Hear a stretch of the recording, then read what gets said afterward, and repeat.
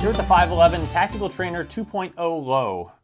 These shoes come in two colors, black and dark coyote. I love them so much that I got one of each. Comes in two styles or heights, a low, which is here, 6-inch boot, and a mid, which is an 8-inch, goes up just a little bit higher. The idea of these shoes is that 511 has plenty of shoes that have a definite tactical military look to them. You know, there's some shoes you can see on people and, oh, he's Marines, or he's law enforcement, or he's police. They have that definite look to them. And one of the things that's great about these is that they have a more covert look. So if you're law enforcement and you need some shoes to do some different stuff that don't have that cop look to them, these may be perfect for you. Another idea of these shoes is that, hence the name trainer, they can be used as a trainer. You know, the 511 website, they have the video of the guy running in them. And yeah, you could run in these. These shoes are that comfortable. They're a little bit heavier than the typical gym shoes you might wear. My gym shoes are down in the 12-ounce range. These are, I think, are up 16, 17 ounces, but it's certainly not offensive. And the upside of these is that these shoes are bomb-proof compared to my gym shoes. I would not take the gym shoes in places that I would wear these shoes. These shoes are great as a trail running shoe, hence lending to that bomb-proofness of them. And they are super tough, and they're going to come out just fine from all of that.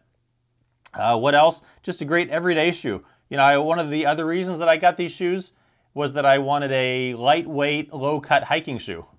Perfect option for that. I wear these shoes to work. I've been wearing these shoes for, I think, 7 months now, so I have lots of experience, lots of time in with them to have an opinion, and they are fantastic. So much that I bought both colors. Let's have a look at the construction of them.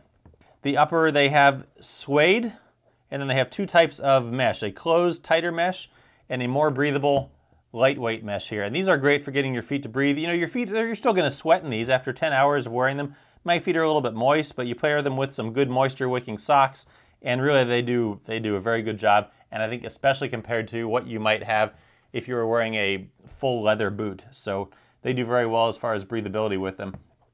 Up here they have abrasion resistance area up on the toe and on the heel. And I have kicked plenty of these things with them, and they do a fantastic job with that. The tongue here, the tongue is constructed, it is attached in here. And so it's not going to go sliding around like the old style shoes where you'd be wearing it and the tongue would end up way down off to the side here. This tongue stays very well in place. The lacing, there's two types of eyelets, the composite eyelets and the Gilly eyelets here, and they have kind of a unique look to them. And they're very functional, both kind of the inner and outer, wide, thin. They hold the tongue in place very well. They hold the shoe very snug to your foot, and they do a fantastic job. And I just think they look kind of cool, aside from that. Little benefit bonus feature. Up at the top here, they have the two, I don't know if these are steel or aluminum, or maybe even just harder plastic, whatever they are, but for the top. And it really does just a very good job. There's the keeper up here so that the holds the tongue kind of up, doesn't disappear down into the shoe, but again, the way it's affixed to the shoe on the sides here, it does a very good job, stays in place, very comfortable. Here's a nice little thoughtful design. So they have this pull tab. Some people like a little bit help pulling their shoe on, so they've included a pull tab here that you can use when if you want to pull the shoe onto your heel. However, some people don't like this sticking up out of the way. Maybe it's going to catch on something. So they've included this little piece of paracord or whatever this is made of, and you can tuck that tab down in there, out of the way, stays in place, looks very neat, very professional, very nice, thoughtful design from 511. Midsoles. Midsoles are compression molded EVA. They have this TPU, as they say, external ankle stabilizer, which is right here, goes all the way around. And that is a very stiff, and what that does is it does a great job stabilizing your ankle down here. Your ankle is not going to be sliding or sloshing around on the inside of the shoe because this provides great stability for the shoe for your ankle. Very nice. The soles, directional lugs for good support, good traction. I have other hiking shoes that I bought, some higher end hiking shoes, and I wear them just out to shovel my driveway and I'm sliding all over the place. These shoes do a great job both in snow, wet pavement, mud, all the places that I've worn them have had no problems with these slipping around on things. So the soles do a great job, and they do great for wear. Not really that much wear on them. The 511 website says that these shoes are strobo lasted.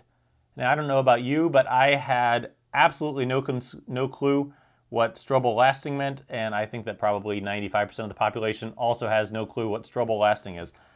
So there are different types of lasting. The last is how the upper is attached to the midsole. There's different types: board lasting, slip lasting, strobel, and combination lasting.